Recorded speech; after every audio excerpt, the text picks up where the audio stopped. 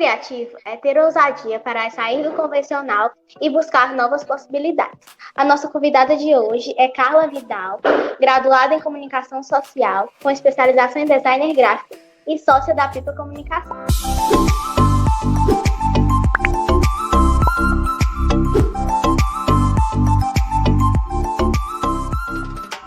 Carla, muito obrigada por aceitar nosso convite. Eu que agradeço. Boa tarde, Maria. Boa tarde para todo mundo que está assistindo. Ou bom dia ou boa noite. Não sei quando é que você vai assistir. Bem, eu gostaria de começar perguntando como surgiu o seu interesse pela comunicação social. Então, eita, essa pergunta é boa, hein? Eu me interessei por comunicação, na verdade eu sou apaixonada por fotografia, quem me acompanha aí pela internet, acho que você pesquisando aí já viu. Eu sou apaixonada por fotografia e essa paixão por comunicação começou quando meu pai comprou uma câmera fotográfica para a família.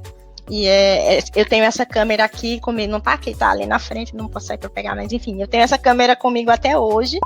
E o que aconteceu é que ninguém se interessou muito pela câmera e pela fotografia na família, e eu acabei virando a fotógrafa da casa, né, da família, porque eu me apaixonei pela câmera, pelo mecanismo, pelo processo de fotografar, de enquadrar ali na hora e ficar esperando uma semana para revelar os filmes e ter o resultado. E todo esse movimento e todos esses processos envolvidos me encantaram muito.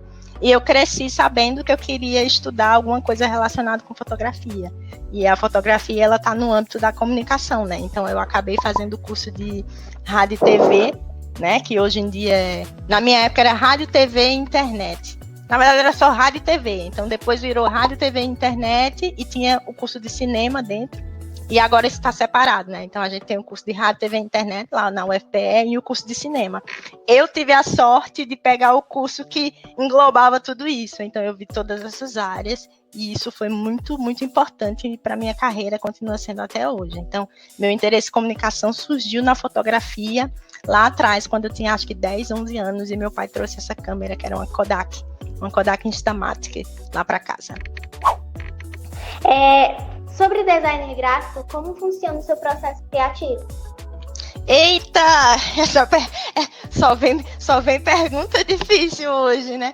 Olha, o processo criativo, ele é uma coisa meio doida, sabe? Então, assim, eu acho que a melhor resposta que eu tenho para te dizer é que não existe um processo fixo, né? O que existe é você manter a sua curiosidade ativa, né? Você estimular essa sua curiosidade e continuar sempre buscando referências e fontes de inspiração, porque o processo criativo, ele geralmente começa numa ideia que você tem, e aí você começa a enlouquecer em torno dessa ideia. Então você começa a criar e a puxar e a fazer escolhas e a montar e a testar e a errar.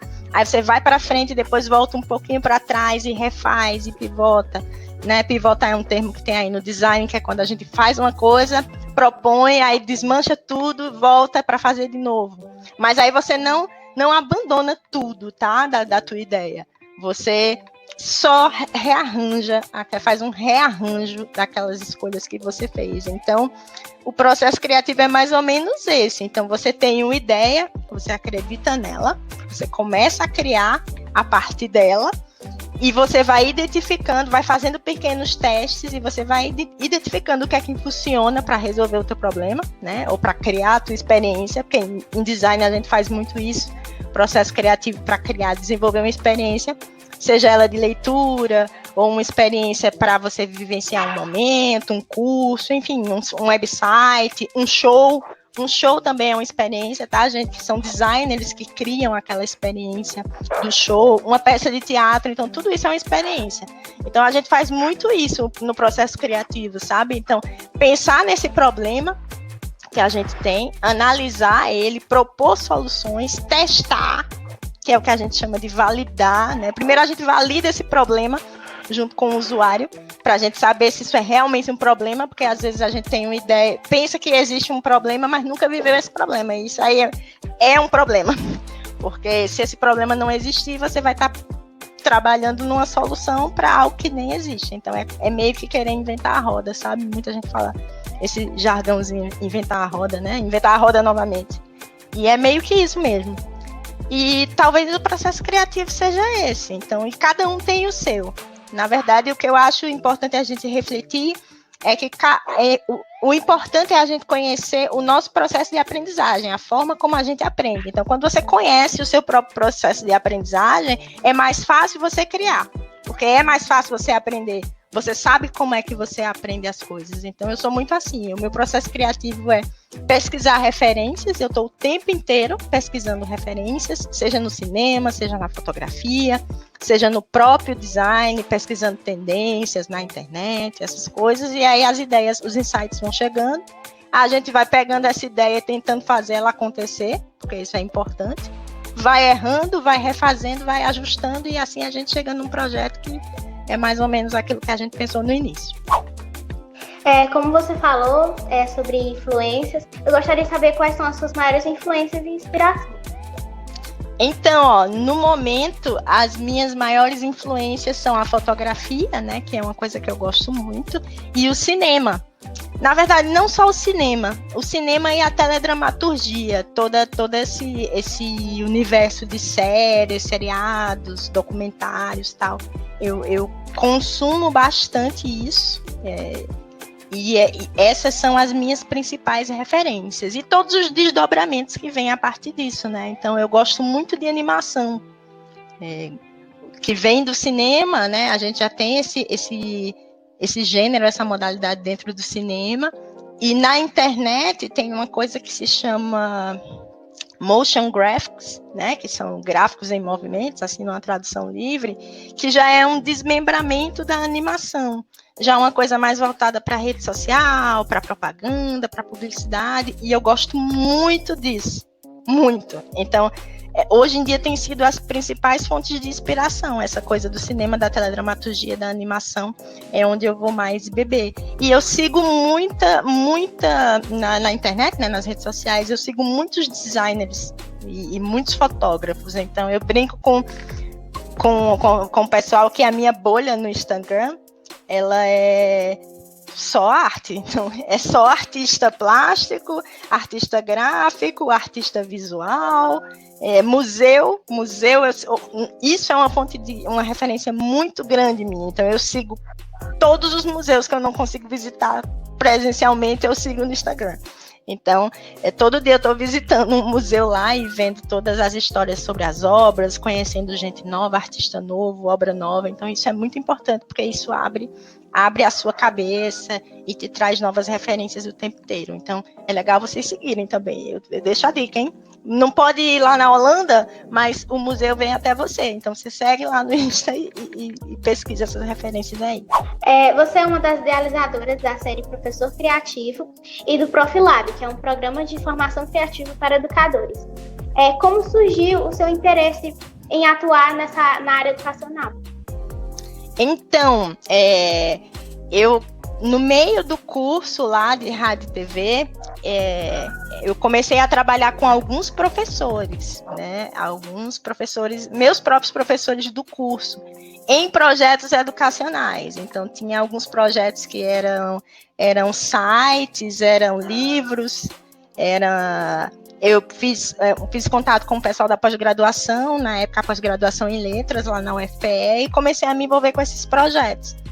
E esses projetos todos, eles tinham um foco muito grande na formação do professor, na formação do educador. A princípio, os professores do ensino superior mesmo, né? Eram uns projetos de aperfeiçoamento, de desenvolvimento profissional, mas depois a coisa foi tomando forma e eu comecei a me envolver com projetos de formação dos professores da rede básica, né? Do ensino fundamental e tudo mais. Então, começou assim, né, essa minha ligação com a educação. E aí eu gostei muito de entender os pontos de conexão que existem entre a comunicação, o design e a educação. Então, esses pontos são eu posso dizer hoje em dia, a coisa que me move a continuar na área, porque eu vejo muita contribuição de uma área na outra, Entende assim? Não sei se eu consigo explicar direito, mas eu acho que tanto a comunicação como o design tem muito a contribuir para a educação, e quando a educação conversa com a comunicação e com o design, os três se potencializam, sabe? Então meu foco é encontrar esses pontos e traduzir de alguma forma que eu possa levar para os profissionais da educação e às vezes até chegar nos alunos também.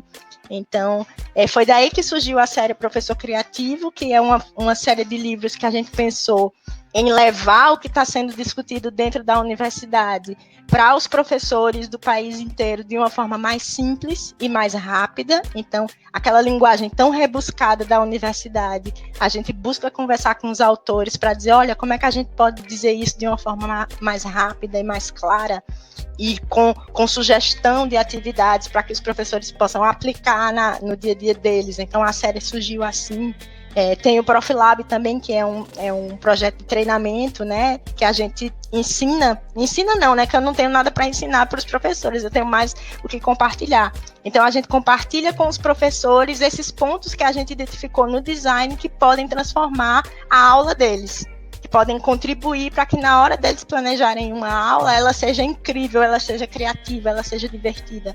Então, a gente juntou todos esses pontos num grupo de educadores muito legal, que pensa da mesma forma, traduziu a informação e está levando para os professores. Então, tudo surgiu assim, sabe? Então, as coisas que a gente gostava muito, a gente decidiu conversar e fazer essa ponte com a comunicação, e eu acho que tem dado certo, né? Porque são projetos que estão aí, alguns há mais de 10 anos na rua, então eu acho que se está vivo há 10 anos é porque deu certo.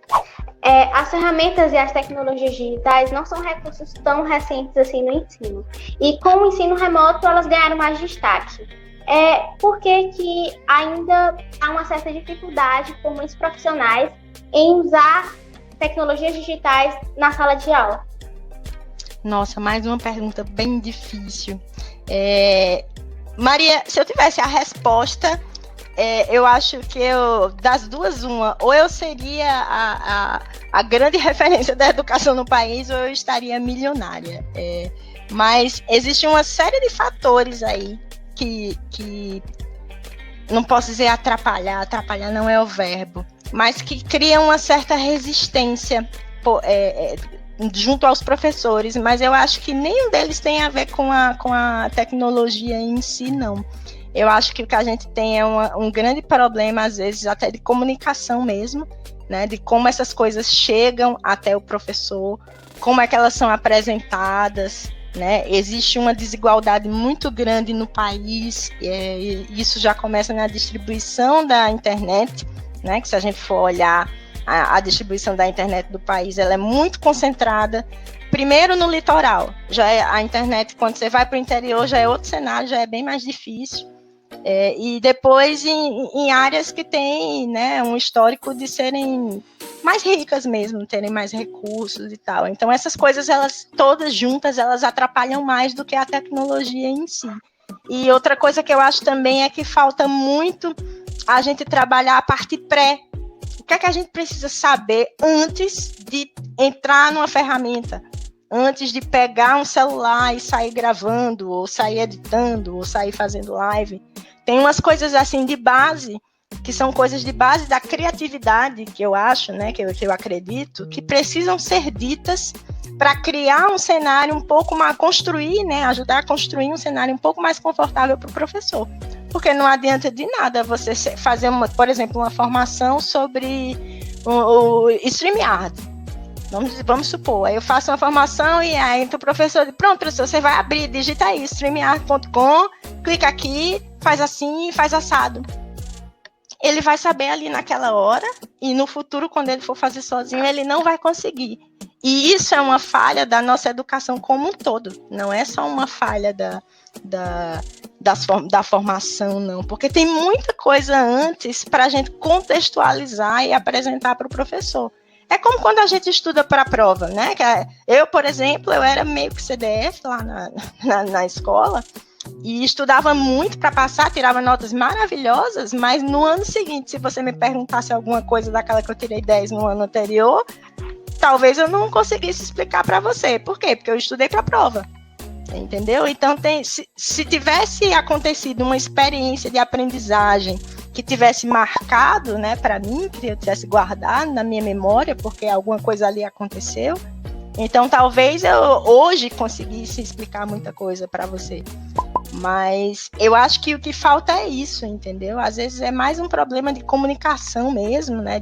Da forma como a gente apresenta as coisas, porque nessa coisa do ensino remoto eu vi que todo mundo correu muito para live, por exemplo. E hoje a gente está saturado de live, ninguém aguenta mais live. A gente entra na internet e fala, meu Deus, tem uma live, abre a geladeira, tem outra live.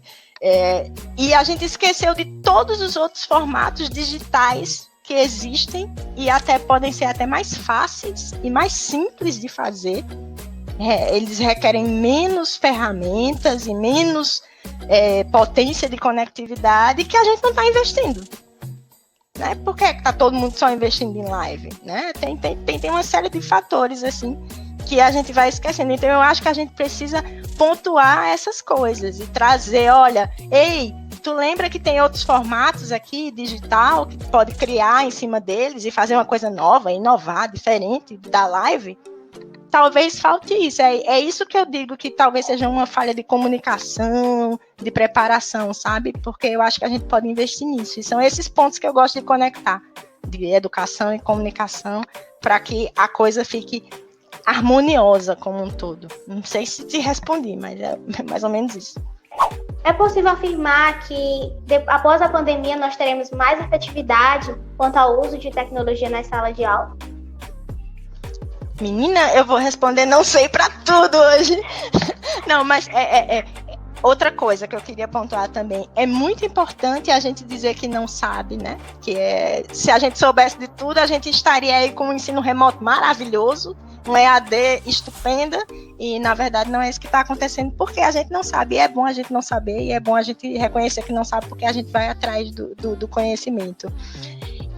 A única coisa que eu posso te dizer, Maria, é que agora eu acho, e aí é um achismo, porque eu não fiz pesquisa, não fiz ciência, não fiz nada, eu acho que o cenário que a gente vai ter vai ser diferente, isso é uma certeza, eu acho que isso a gente sabe que vai acontecer mesmo.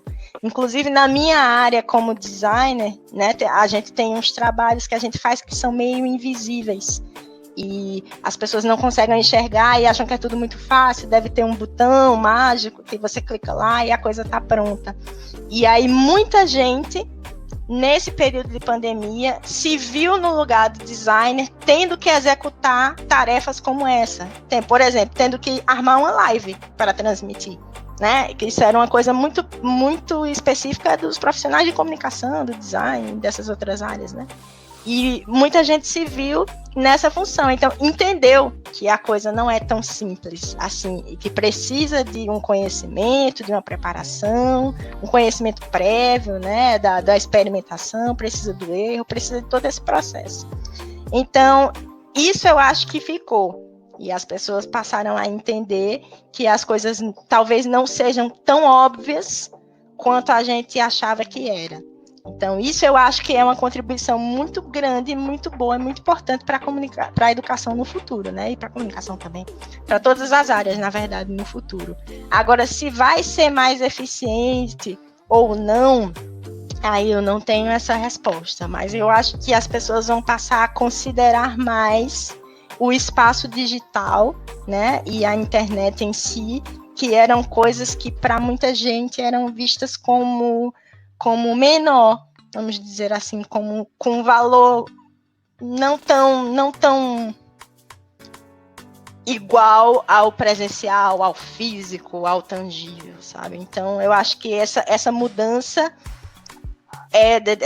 vai acontecer e é, até certo ponto, algo bom. Eu acho que é um olhar bom para o digital.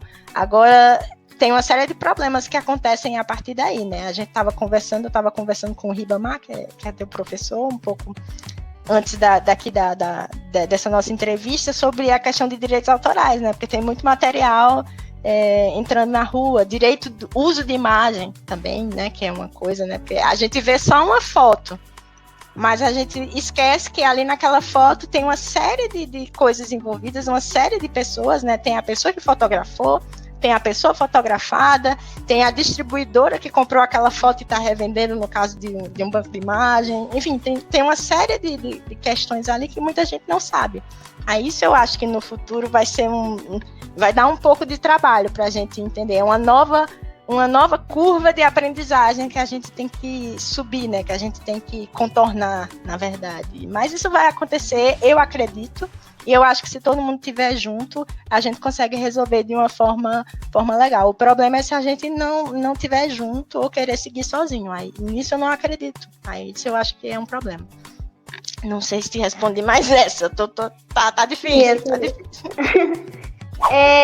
Que diferenças o estímulo ao pensamento criativo pode provocar no processo de aprendizagem? Então, eu estava conversando isso ontem com outra turma, né? Uma galera também que está fazendo entrevistas e tal, outros alunos, e é muito da coisa da como é que eu vou falar? É muito da coisa do afeto, sabe? Eu acho que para você aprender alguma coisa, tudo que você aprendeu na sua vida, se você for passar uma memória, né? Voltar aí no tempo, tentar elencar, você vai ver que o que ficou é alguma coisa relacionada a afeto, é alguma coisa que você desenvolveu, alguma questão emocional, ou aí ficou, essa coisa fica, porque ela desperta alguma coisa em você. Então, eu acho que a criatividade e as experiências criativas, principalmente as experiências criativas que você faz em grupo, elas têm um grande potencial de despertar esse afeto, essa emoção, entendeu? É muito emocionante quando alguém dá um desafio para você e você consegue criar ou resolver aquele desafio, né? Quem não gosta de receber um desafio, dizer, cara, que coisa difícil, meu Deus, vou tentar fazer, e você faz e você consegue. Então, isso é uma coisa que eu acho que desperta uma memória afetiva em você, e eu acho que memória afetiva está muito atrelado com a aprendizagem. Então, é daí que eu acho que a criatividade, né, que essa coisa da aprendizagem criativa, de você colocar a mão na massa e fazer alguma coisa, ela tem muito para contribuir com a aprendizagem. Porque eu acho que essas coisas são as coisas que realmente ficam. Elas ficam mais do que quando você estuda para a prova e tira 10 e daqui a 2, 3 anos você não lembra porque você tirou 10, não sabe nem o que era o assunto. Então, eu acredito muito nisso, porque eu vivi isso. Então, todas as coisas que eu criei, e isso faz parte do meu processo de aprendizagem. Então, eu costumo conversar com as pessoas e digo, olha, eu conheço a forma como eu aprendo. Então, quando eu estou em contato com alguma coisa teórica, eu preciso criar alguma coisa com aquilo. Então, eu comecei a criar textos. Então, quando eu entrava em contato com alguma coisa muito complexa, muito densa, eu tentava escrever um blog post, uma postagem no blog. Eu tinha meus blogs, né? Para tentar criar alguma coisa a partir daquilo. Então, eu sei que eu aprendo criando. Se eu não criar algo a partir daquele conceito, daquela informação que foi passada para mim, ela não fica. Então, o processo criativo e estimular esse pensamento criativo, para mim, é meio isso. Eu acho que são coisas que ficam. Não vai ser assim para todo mundo, né? Porque a gente tem uma diversidade de formas de aprendizagem no mesmo nível que a gente tem uma diversidade muito grande de pessoas no mundo. Então, é importante você considerar isso.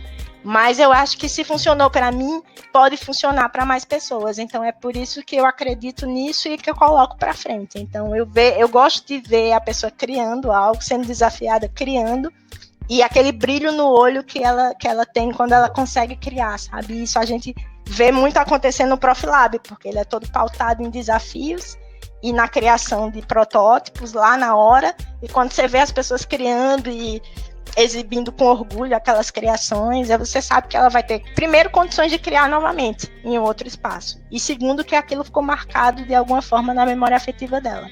Então, eu acredito muito nisso. Então, essa coisa de trabalhar com criatividade e estimular o pensamento criativo vem daí. Muitas pessoas têm a percepção de que criatividade e inovação são só para áreas como publicidade, marketing. E o que você pensa sobre isso? A criatividade, ela pode ser aplicada no nosso dia a dia? Pode ser aplicado em tudo, em qualquer área, com qualquer pessoa e tal. A gente tem realmente esse mito de que os processos criativos, eles estão muito atrelados à coisa da arte, né, da expressão artística e até da comunicação mesmo. E estão também. A gente vê muito, é mais fácil a gente enxergar nessas áreas, mas se você parar para analisar um pouco mais a fundo, você vai ver que áreas como engenharia, né, que o engenheiro cria o tempo todo, né? Então, né, ele cria prédio, ele cria ferramenta, ele cria sistemas mecânicos, ele cria muita coisa. Outras pessoas que criam muito, né, que a gente pode colocar nesse rol aí, a dança. A dança cria, apesar de ser artística, né, cria coisa o tempo inteiro, e o cidadão comum. Quando eu coloco o cidadão comum, o que eu quero dizer é o seu Zé ali na esquina mesmo.